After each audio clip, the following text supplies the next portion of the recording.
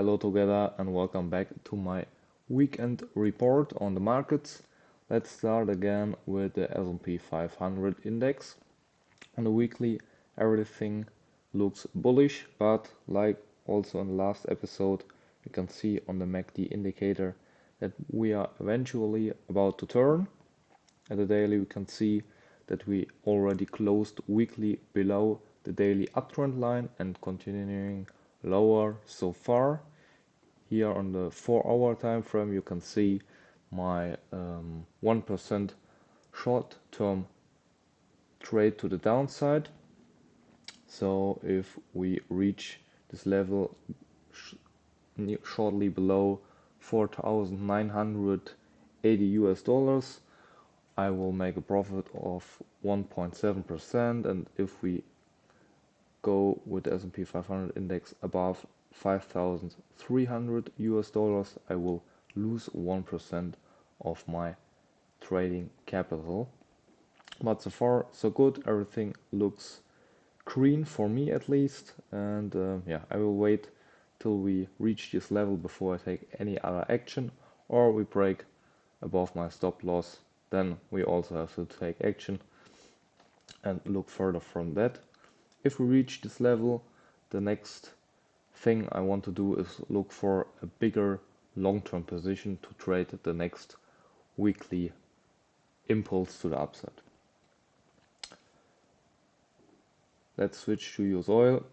On a weekly, still above this monthly downtrend line that got broken to the upside.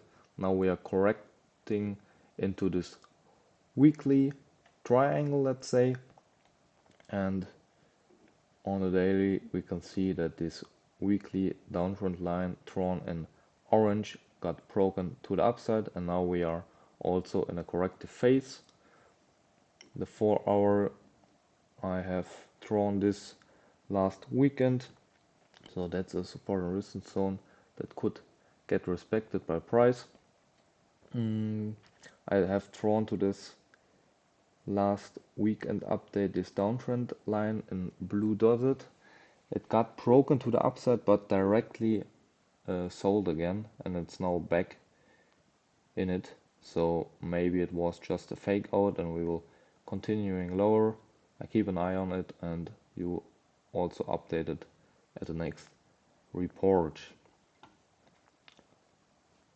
If we go to US gold to US dollars, excuse me, we can see on the weekly still everything looks really bullish. At a daily, green candle after another, but last weekend a daily green candle got heavily sold back to the downside. So we see this long candle wick in red, and at the 4-hour we can see that we could maybe draw a trend line here that it's about to get broken to the downside, but it's not that clean, so I don't draw one.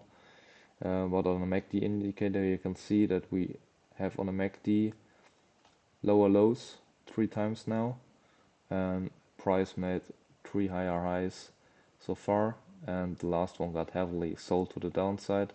So that could be a sign that we will see a break and continuing lower prices, maybe back to this support and resistance level, and combined with the 200 moving average. Let's see, that could be a place if I see a reaction to that zone where we can open a long position on gold. I update you also on that on Bitcoin against the US dollar. Let's go back to the weekly. We can see that price has some problems around this $70,000 level.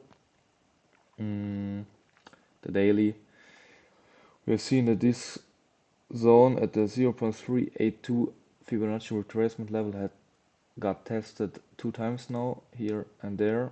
Right now it's not so far down that I would be really interested right now in taking a long position. I hope for a bigger correction.